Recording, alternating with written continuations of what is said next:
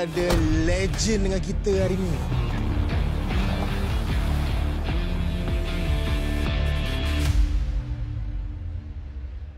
Hakim!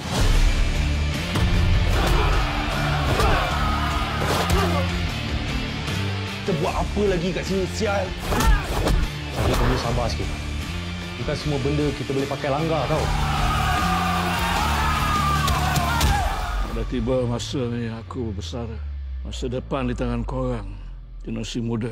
Kin, kau tak risau kalau dia angkat orang lain jadi ketua? Aku percaya satu hari nanti korang akan faham juga.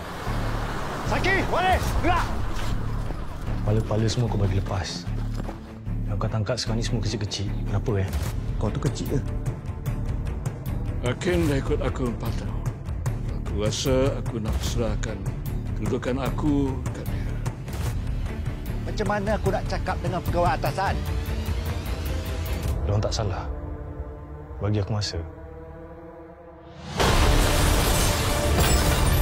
Kita gangster, bukan gentleman!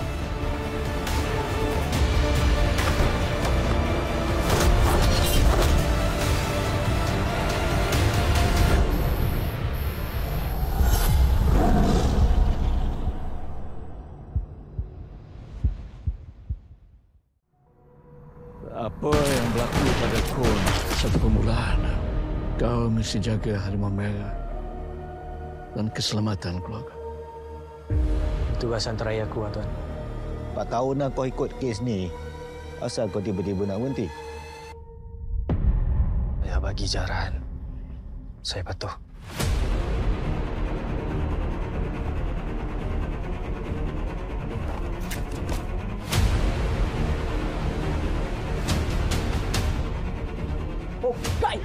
Dalam bisnes, you guys pun tahu. More friend lebih baik dari musuh. Kau telah memberi kunci rumah kita pada orang luar. Tok mana balik? Dia nak jumpa kau.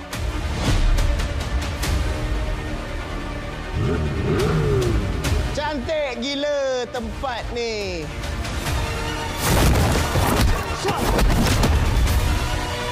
Sesiapa yang menghalang, jawapannya antara hidup atau mati.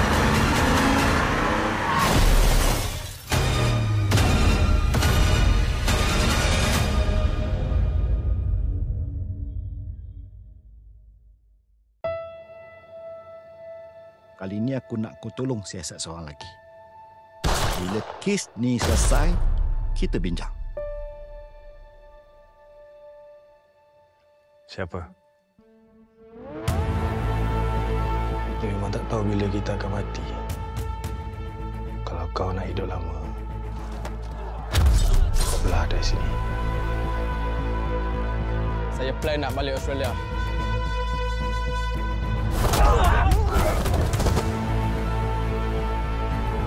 Tinggal lagi barang besar kan lagi bagus. Main hari ketinggal. Apa senang. Boleh kubur sekali. Sebab aku nak protect korang dua lah. Protect! Mana engkau masa aku perlukan protection?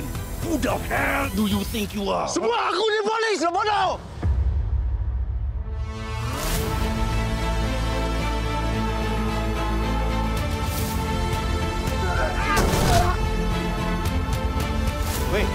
Weh, Saki!